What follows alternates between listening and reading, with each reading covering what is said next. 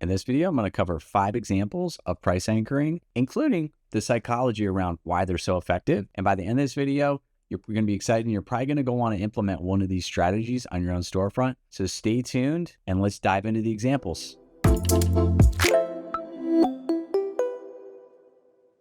All right, folks, let's jump right into the examples. And here I've got limited edition. And the limited edition anchor is interesting because it's essentially adding a higher price limited edition version that makes the standard product feel like a bit better of a value. Okay, so you're taking your standard product, creating a limited edition, upping the price, and you're making the normal version of it seem like a bit more accessible and a little bit more of an entry level, even though obviously you haven't changed your standard edition much.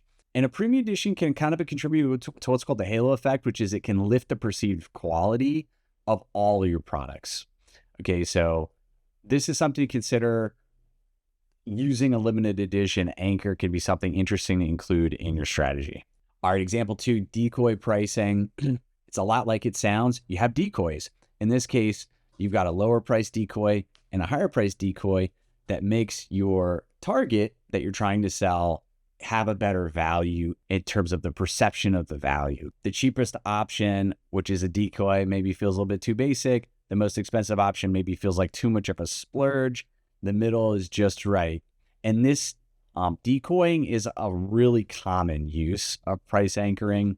If you see the triple pack, the three options in a line, often the middle is kind of the one that they're hoping folks go for. And this is an example of decoying. It's really common. You've probably seen it before if you've been on a lot of e-commerce sites. Something to keep in mind. Okay, this one's pretty simple. It's related to a good old-fashioned discount price anchor. So you set your compare at price, what your standard price is, the MSRP at a higher number. You come in with a discount below. This is the same idea, although now we're adding a little bit of a time-based component to it. So, hey, the deadline speeds up the decision and adds a little bit of urgency to the deal. This, again, goes in with the discount anchor. You're adding a time-limited component to it. We've all seen this 100 times. This really is a price anchor mixed with urgency.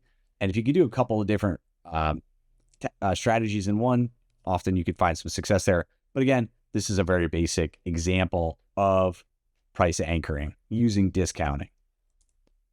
Okay, this is probably the most interesting example here. So I want everyone to kind of really perk up when you hear this one. This is the marketplace alternative. This is something maybe that folks haven't thought of. You really need to keep this in mind if you're thinking about anchors. And this is what's the alternative to using your product.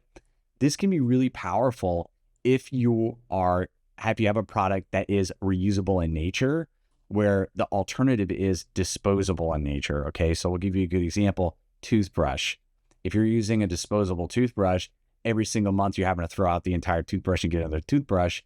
That would be the anchor. So maybe that's, however much you're spending per toothbrush, $8 a toothbrush.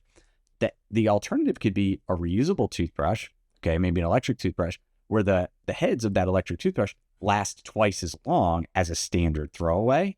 So yes, you have to pay some money up front for the electric toothbrush. Maybe feels like a splurge, but if you anchor it to the alternative in the marketplace, which is the wasteful nature of just buying, throwaway versions of the toothbrush, while they might be cheaper per unit, over the course of a year, you'll have spent way more money on the disposable versus the more longer lasting version with the electric. Okay.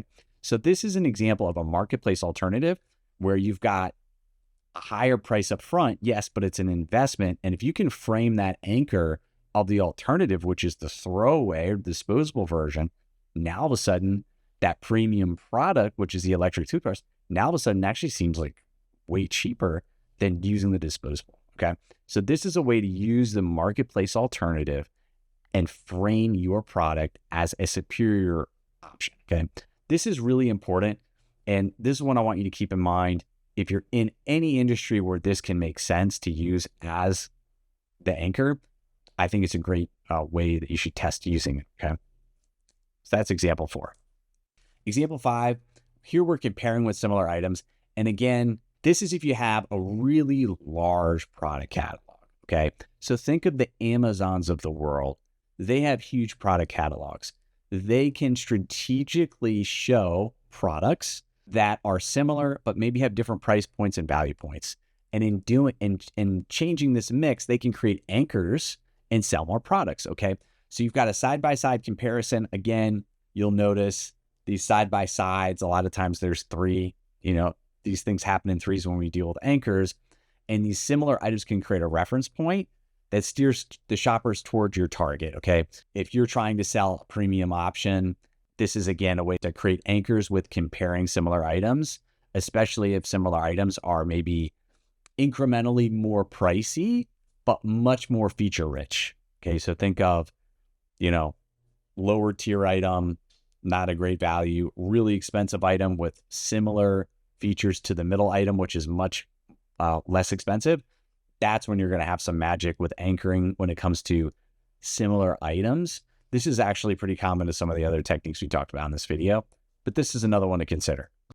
All right, folks, I hope you learned a little bit something about price anchoring through these examples today. Let me know in the comments, what did you learn? What makes you most excited about? And what were you going to implement on your own storefront after watching this? Let me know. Maybe it's something, and I want to hear that too. Also, I'm going to drop a link in the description for the Shogun A/B testing app. We are soon to launch price testing feature within the A/B testing app, and I'm going to update the description when it launches so you can get access to the price testing. So stay tuned for that. I'm going to include that in the description below. Also, make sure you're subscribed to our channel. Make sure you like this video if you liked it, and hit the notification bell if you're a subscriber, because we're going to come out with a lot more pricing strategy content, and we're going to add that to the mix because this is a huge lever for your e-commerce operators to pull when they want to grow their store revenue. When everything else is expensive, when ads are expensive, when everything's getting harder in the world, this is a key lever that you need to be experimenting with, because this can make a big difference in your revenue, okay? So we're going to be focusing on this type of content a lot moving forward. Let me know if you're excited about that in the comments. And as always, until next time, happy selling.